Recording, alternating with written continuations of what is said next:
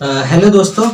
तो आज स्टार्ट करेंगे class 9th matter in our surroundings lecture number 3। तो आज जो हम चीज़ डिस्कस करेंगे वो रहेगी change of states of matter. तो अभी तक दो लेक्चर मैं इस चैप्टर के डाल चुका हूँ। तो अगर आपने वो लेक्चर नहीं देखे तो आप ज़रूर उनको देखिए, लिंक्स मैं उनके डिस्क्रिप्शन में डाल दूंगा। तो स्टार्ट करते हैं चेंज ऑफ स्टेट। तो आप जानते हो कि 3 स्टेट्स ऑफ मैटर हैं हमारे पास, सॉलिड्स, लिक्विड्स एंड गैसेस। तो आज ये देखेंगे कि सॉलिड से लिक्विड, लिक्विड से गैस, ये गैस से लिक्विड, लिक्विड से सॉलिड कैसे चेंज होते हैं और इन प्रोसेसेस के नाम क्या क्या होते हैं। तो बहुत इंटरेस्टिंग चीज़ें आज भी हम देखेंगे। तो चलो स्टार्ट करते हैं।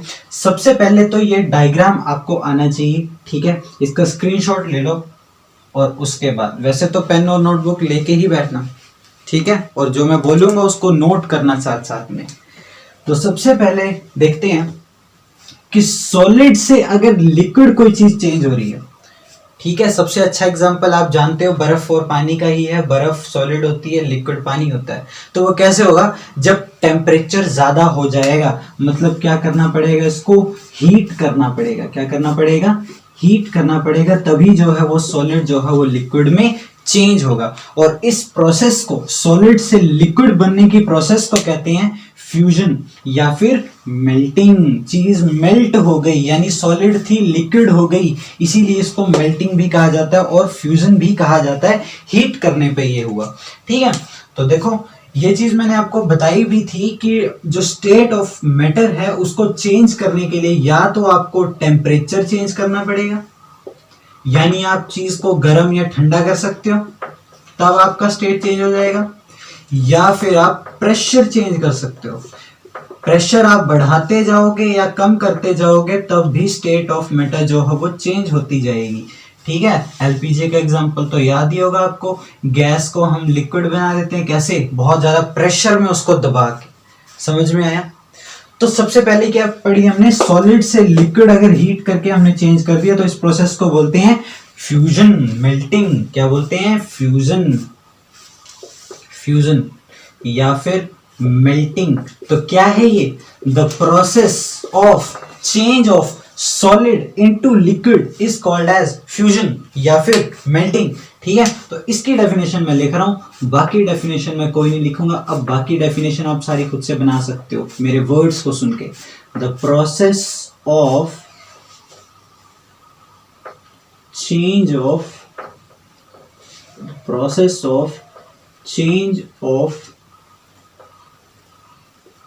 solid into liquid is called as, क्या बोलेंगे उसको बोलेंगे फ्यूजन या फिर मेल्टिंग। कैसे किया? हीट करके किया, ठीक है। अब बात करते हैं, अगर लिक्विड्स को ठंडा कर दिया, ठीक है, पानी को ठंडा कर दिया, फ्रिज में डाल दिया आपने, तो क्या होता है? उसकी बर्फ बन जाती है। फ्रीजर में डालते हो तो बर्फ बन जाती है ना। तो इस सॉलिड से, लिक्विड से सॉलिड बनने की प्रोसेस को कहते हैं फ्रीजिंग या फिर इसका दूसरा नाम है सॉलिडिफिकेशन। क्या है? सॉलिडिफिकेशन। सॉलिड बन जाना, कहां से? लिक्विड से। कैसे? ठंडा करके, उसको बोलेंगे सॉलिडिफिकेशन या फिर फ्रीजिंग।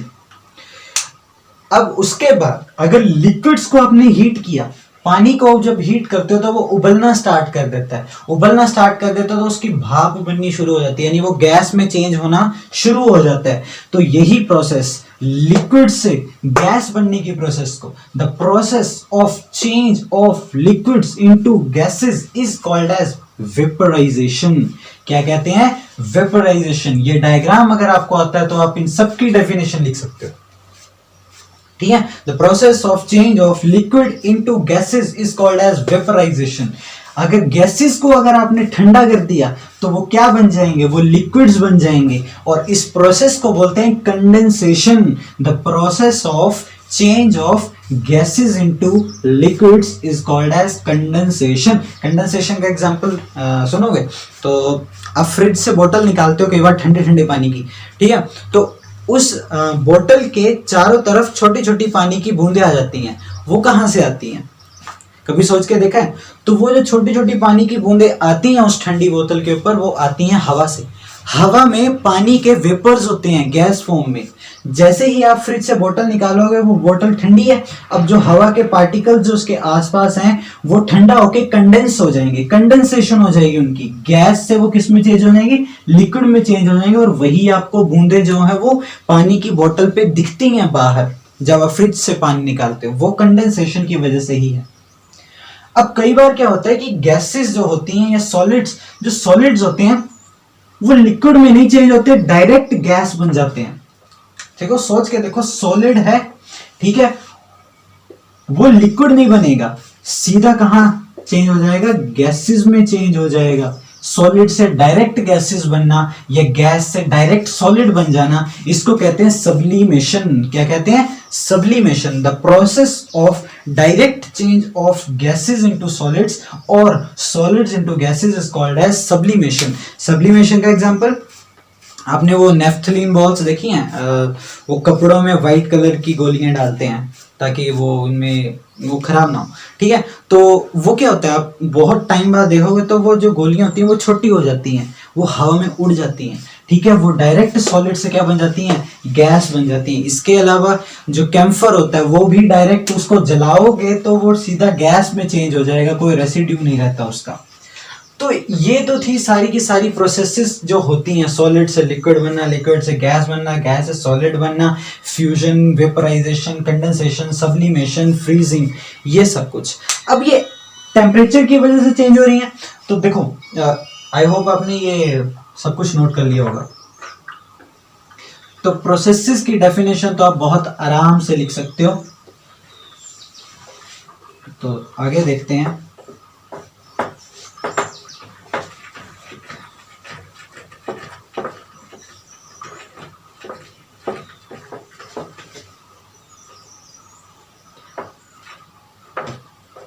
अब देखते हैं कि ये है मेरे पास, मान लिया मैंने यहाँ पे रखा कोई चीज जो कि चलो पानी ले लो, पानी। अब पानी को आप हीट करते हो तो क्या हीट करते ही वो उबलने लग जाता है? नहीं, उसका पहले टेम्परेचर थोड़ा ज्यादा होगा, वो गर्म हो जाएगा, फिर और ज्यादा होगा और गर्म हो जाएगा, और ज्यादा होगा और गर्म हो जाएगा। एक टाइम आएगा जब वो पानी बॉईल करना स्टार्ट कर देगा। क्या करेगा? बॉईल करना स्टार्ट करेगा, वो छोटी छोटी बूंदें वहां से आनी स्टार्ट हो जाती हैं, वो एक टाइम होता है, ठीक है। वही जब वो बॉईल होता है उसके बाद ही वो वेपर्स में चेंज होना क्या हो जाएगा, स्टार्ट हो जाएगा। पानी बॉईल करना स्टार्ट करता है 100 डिग्री सेल्सियस पे। तो 100 डिग्री सेल्सियस जैसे ही टेम्परेचर पहुंचेगा वो बॉईल होना स्टार्ट होगा, वेपर्स में चेंज होना स्टार्ट हो जाएगा।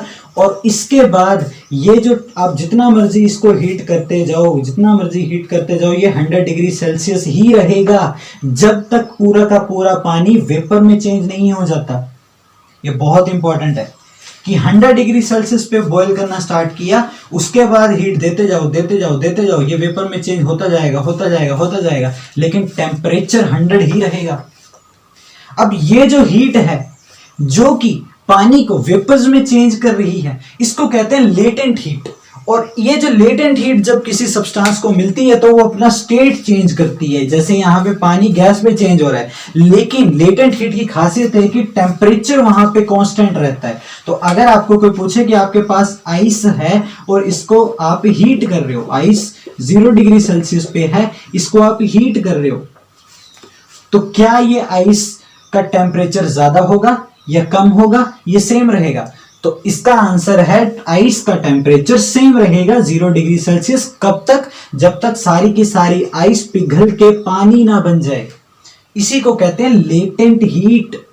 तो जब ये लेटेंट हीट आपकी सॉलिड को लिक्विड में चेंज करने के लिए यूज हो रही है तो इसको कहते हैं लेटेंट हीट ऑफ फ्यूजन। और जब लिक्विड को वेपर्स में चेंज करने के लिए यूज हो रही है तो इसको कहते हैं latent heat of vaporisation.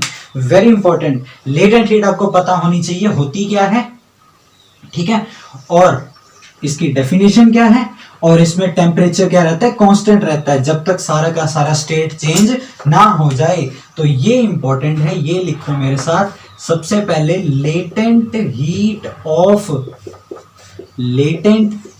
Of fusion.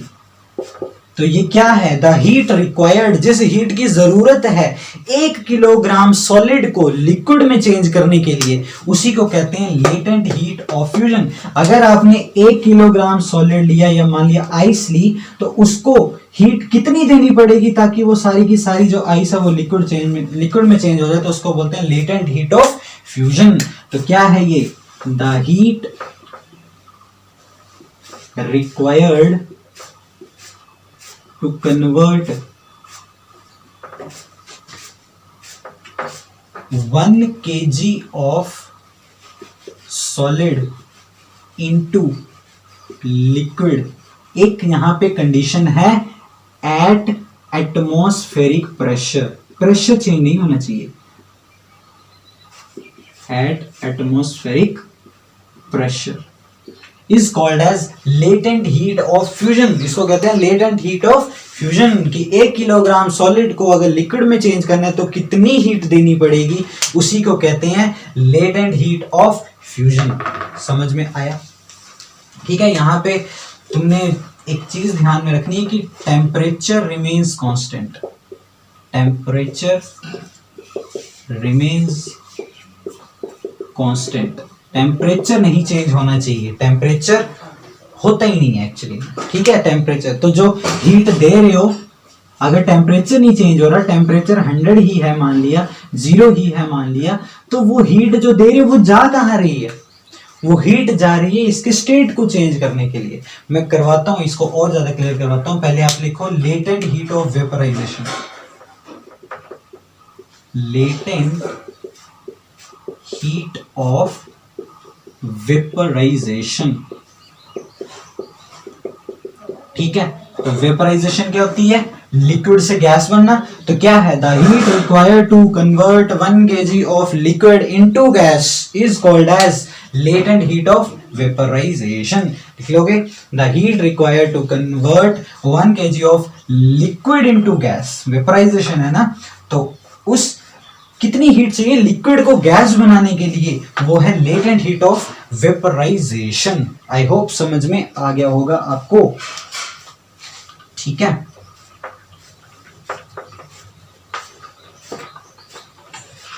तो दो यहां पे छोटी छोटी डेफिनेशंस और रहती हैं और फिर हमारा ये हो जाएगा कंप्लीट। तो इसके बाद बात करते हैं बॉइलिंग पॉइंट क्या है। बॉइलिंग पॉइंट क्या है, मेल्टिंग पॉइंट क्या है, और फ्रीजिंग पॉइंट क्या है।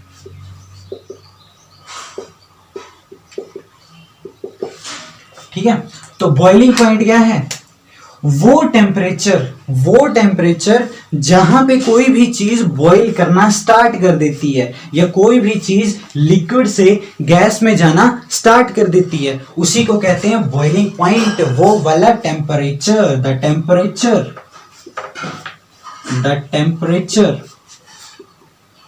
at which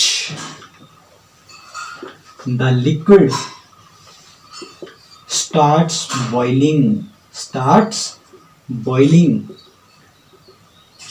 at atmospheric pressure, at atmospheric pressure। याद रखना बॉइलिंग पॉइंट जो होता है वो हर किसी लिक्विड का अलग अलग होता है, और ये प्रेशर पे डिपेंड करता है, एटमॉस्फेरिक प्रेशर। ठीक है। बॉइलिंग पॉइंट पहाड़ों में जाओगे तो वो कम हो जाता है, क्योंकि वहां पे एटमॉस्फेयर का जो प्रेशर है वो कम होता है। ठीक है। ये चीज मैं आप करवाऊंगा आपको फिजिक्स में भी। मेल्टिंग पॉइंट क्या होता है? The temperature at which solids starts melting या solid start changing into liquids is called as melting point. Freezing point क्या है? The temperature at which the liquid freezes is called as freezing point. समझ में आया? यहाँ पे कुछ melting point और बॉइलिंग पॉइंट की वैल्यूज याद रख लेना तुम लोग, कि बॉइलिंग पॉइंट जो वाटर का होता है वो होता है 100 डिग्री सेल्सियस, 100 डिग्री सेल्सियस पे पानी जो वो बॉइल करना स्टार्ट कर देता है। बॉइलिंग पॉइंट ऑफ वाटर कितना है? 100 degree Celsius, 100 degree Celsius temperature होगा तो पानी उबलना स्टार्ट कर देगा, वेपर्स में चेंज होना स्टार्ट हो जाएगा। इसके अलावा तुम याद रख लो freezing point of water, freezing point of water, पानी जमता कब है, बर्फ कब बनता है, 0 डिग्री सेल्सियस पे, ठीक है। और यही 0 डिग्री सेल्सियस पे बर्फ जो वो पिघलना स्टार्ट हो जाती है। तो ये था change of state of matter के बारे में सब कुछ जो हमने आज जानने की कोशिश की। तो आई होप आपको समझ में आ गया होगा कि क्या है change of state of matter, क्या है लेटेंट हीट, क्या है सब कुछ जो भी हमने आज डिस्कस किया। तो